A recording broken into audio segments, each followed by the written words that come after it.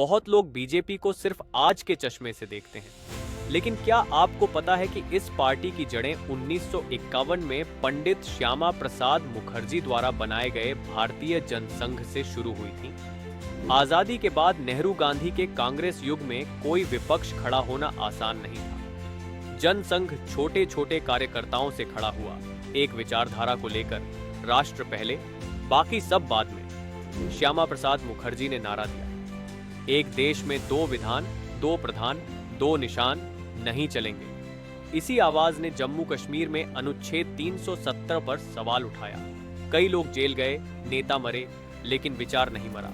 1975 जब इंदिरा गांधी ने आपातकाल लगाया, विपक्ष के नेताओं को जेल में डाल दिया गया। जनसंघ के नेता भी जेल में रहे। अटल बिहारी वाजपेयी, लाल कृष्ण आडवाणी जैसे नेताओं ने अंडरग्राउंड रहकर आंदोलन चलाया। ये वो दौर था जब लोग कहते थे, बीजेपी, कौन सी बीजेपी, कुछ नहीं कर सकती। इमरजेंसी ने इन नेताओं को और मजबूत किया। 1977 में जनता पार्टी बनी। इमरजेंसी के खिलाफ पूरा विपक्ष एकजुट हुआ और इंदिरा गांधी को हार माननी पड़ी। जनता पार्टी के बिखराव के बाद 1980 में भारतीय जनता पार्टी नाम से नई पार्टी बनी। सिंबल कमल का फूल। अटल जी बोले, अंधेरा छतेगा, सूरज निकलेगा, कमाल खिलेगा। शुरुआत में बीजेपी बुरी तरह हारी। 1984 के चुनाव में सिर्फ 2 सीटें आईं। लोगों ने मजाक बनाया, 2 सांसदों की पार्टी, लेकिन अटल आडवाणी जैसे नेता टूटे नहीं। वे देश भर में रथ यात्राएं लेकर निकले। राम जन्मभूमि आंदोलन ने पार्टी को जन जन तक पहुंचाया। 1996 में पहली बार बीजेपी सबसे बड़ी पार्टी बन गई, लेकिन बहुमत नहीं मिला। अटल जी ने 13 दिन की सरकार चलाई, फिर इस्तीफा दे दिया। 1918 में फिर मौका मिला, एनडीए बना, सहयोगी पार्टियां आईं। अटल बिहारी वाजपेयी के नेतृत्व में सरकार चली। परमाणु परीक्षण हुआ।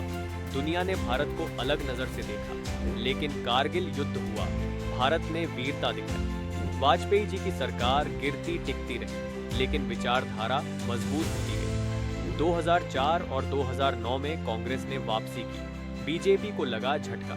कई लोग कहने लगे, अब बीजेपी खत्म है, रीजनल पार्टियां डोमिनेट करेंगी।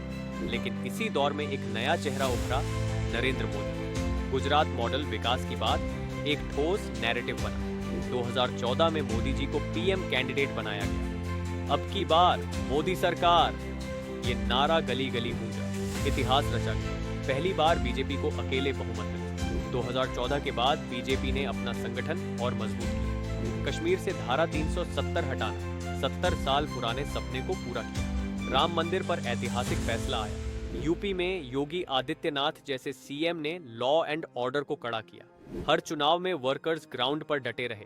पन्ना प्रमुख से लेकर सोशल मीडिया वॉरियर्स तक हर वॉलंटियर ने पार्टी को ग्रास रूट से ताकत दी। पार्टी हो या जिंदगी, हार में टूटो मत। बीजेपी ने 2 सीटों से शुरुआत की, आज 300 प्लस सीटों वाली पार्टी बन गई। विचारधारा पर अडिग रहो। लोग हंसेंगे, मजाक बनाएंगे, लेकिन कंसिस्टेंसी सबसे बड़ी ताकत है। ऑर्गेनाइजेशन बिल्डिंग केवल नेता नहीं, कार्यकर्ता असली शक्ति है। कभी कभी जीतने के लिए लंबे समय तक इंतजार करना पड़ता है, लेकिन तैयारी कभी मत छोड़ो। बीजेपी यूथ को बताती है, जो ठान लो वो कर दिखाओ। चाहे पॉलिटिकल फील्ड हो, बिजनेस हो या personal life, consistency, hard work और एक क्लियर विजन तुम्हें भी शिखर तक पहुंचा सकता है।